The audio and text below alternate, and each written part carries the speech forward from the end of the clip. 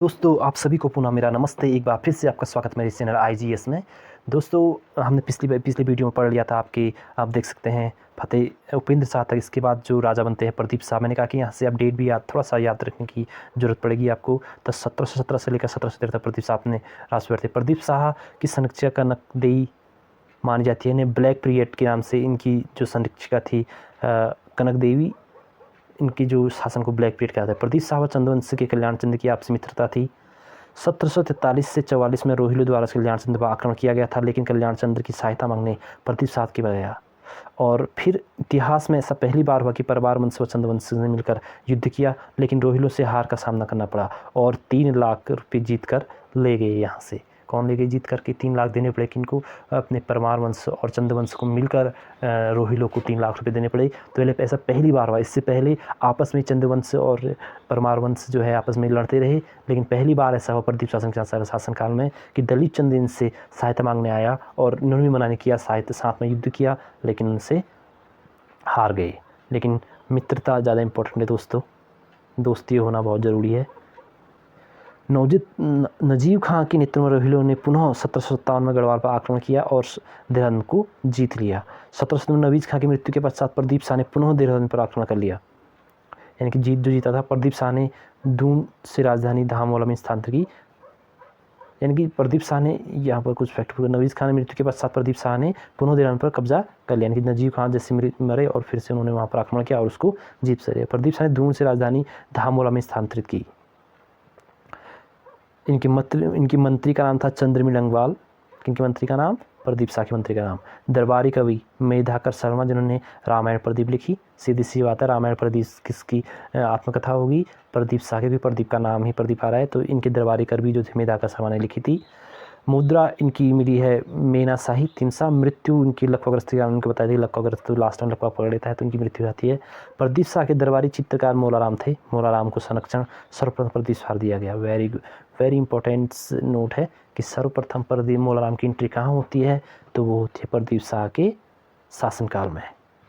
आगे ललित शाह के समय में 1775 व अब देखो मैंने कहा कि डेट भी इंपॉर्टेंट हो चुके हैं, तो डेट भी याद रखना। 1717 से 1773 तक कौन शासन कर रहे थे? अपने प्रदीप शाह। उसके बाद ललित शाह है 1773 से 1780 तक, इतना ही इन्होंने किया था।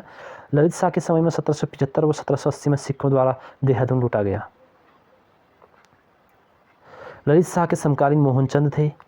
मोहनचंद के अत्याचारों से प्रजा व उसके मंत्री परेशान थे। तब मोहनचंद के मंत्री हर्षदेव जोशी।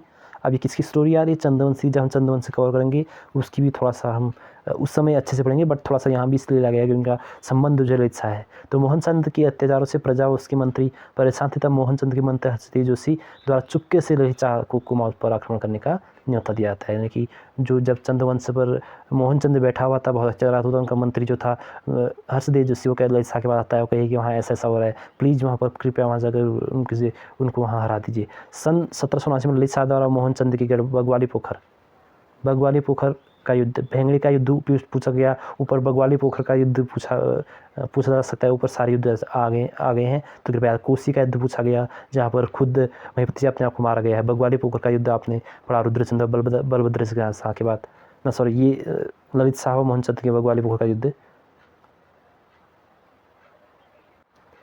ललित शाह के 4 पुत्र थे, जय कीर्ति शाह, प्रद्युम्न शाह, पराक्रम शाह, प्रीतम शाह।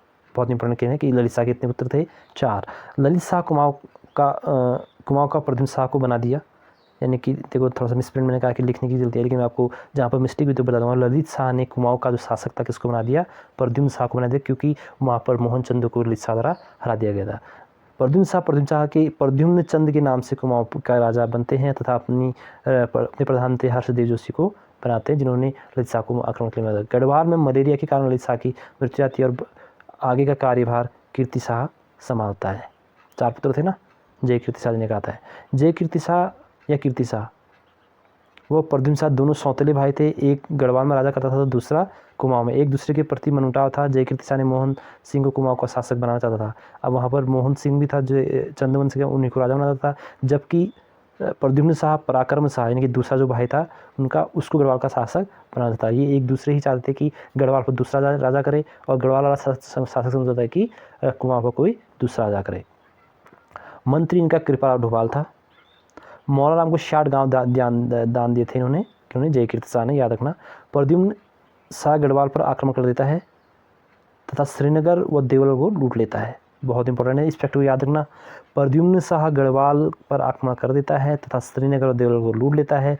फिर 1785 में प्रद्युम्न शाह अपने प्रधान थे हर्षदेव के नेतृत्व में गढ़वाल पर आक्रमण कराया तथा देवलगढ़ को फिर से लूटा। इस कांड को जोशाणी कांड के नाम से जानते हैं। तो जोशाणी कांड किसकी शासनकाल में हुआ? तो आप बोल रहे जोशाणी कांड अपने जयकीर्ति के शासनकाल हुआ। और किसने करवाया? ये कराया प्रद्युम्न चंद यानी या प्रद्युम्न शाह द्वारा हर्षदेव जोशी द्वारा जब देवलगढ़ को लूटा गया। इस कांड को जोशाणी कांड के नाम से जानते हैं। ये बहुत डीपली आपको मिलेगा, ये हर जगह मिलेगा नहीं, क्योंकि 2-3 किताब का दोस्तों मिक्सर बनाया है, परीक्षावाणी और BS नेगी और अजय सिंह राउत की किताबों के जो इंपॉर्टेंट फैक्ट उठाए हैं। मैंने भी यूट्यूब देख के किताबें बनाई हैं, उनसे इंपॉर्टेंट चीज़ें ढूंढी है। आप एक बार पढ़ लीजिए, फिर MCQ लगाया गया या पुराने पेपर उठाएगा। अगर एक भी प्रश्न आपका छूटेगा तो फिर कहना एक प्रश्न छूट सकता है, लेकिन 90% मैं कह सकता हूँ कि आपके प्रश्न नहीं छूटेंगे। 1783 में दून गढ़वाल पर सिखों का आक्रमण भी होता है और जयकीर्ति शाह राखीकर उपज का 5वां भाग। राखीकर किसके द्वारा दिया गया? जयकीर्ति शाह। किनको दिया गया?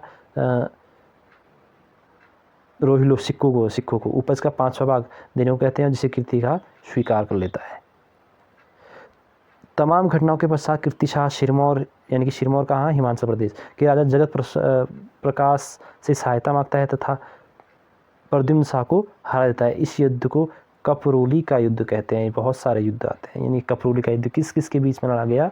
जयकीर्ति शाह और प्रद्युम्न शाह के बीच में, जिसमें जयकीर्ति शाह जो है हिमाचल प्रदेश की यानी कि सिरमौर के राजा जगत प्रकाश से सहायता लेता है और प्रद्युम्न शाह को हरा देता है। इस युद्ध को किस युद्ध के नाम से जाता है? कपरोली का युद्ध। कपरोली का युद्ध याद रखना।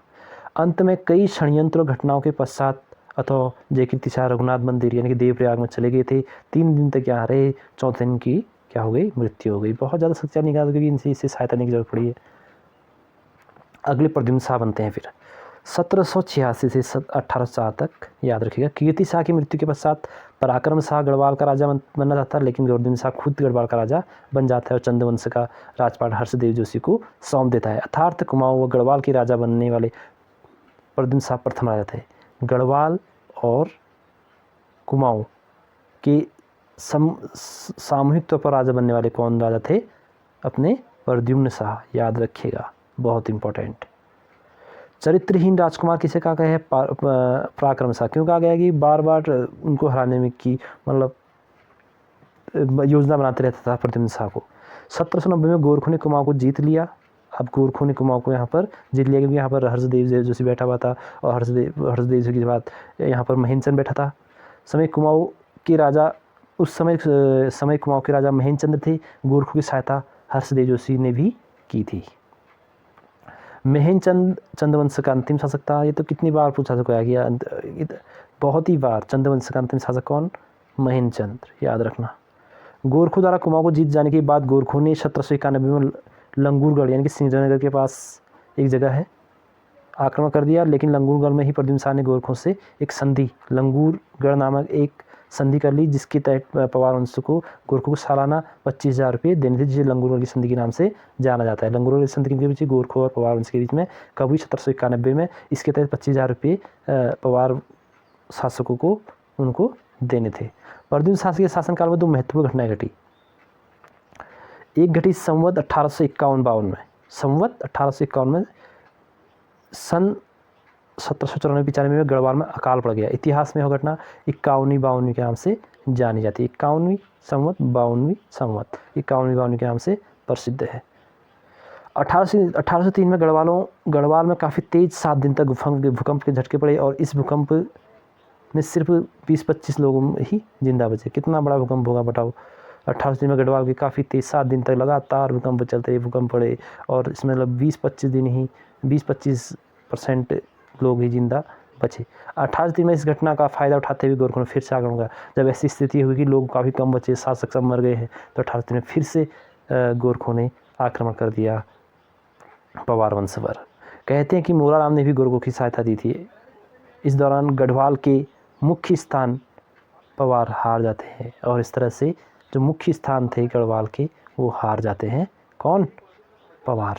प्रद्युम्न शाह फिर सेना जुटाने में लग जाता है और इस दौरान वह अपना सिंहासन प्रद्युम्न शाह फिर कोशिश करता है कि कैसे कैसे यहाँ पर पवार वंश को गढ़वाल पर राज किया जाए। तो अपने एक 1.5 लाख का आभूषण व 1.5 लाख का सिंहासन तथा 50,000 के आभूषण को बेचकर युद्ध के लिए तैयार होता है।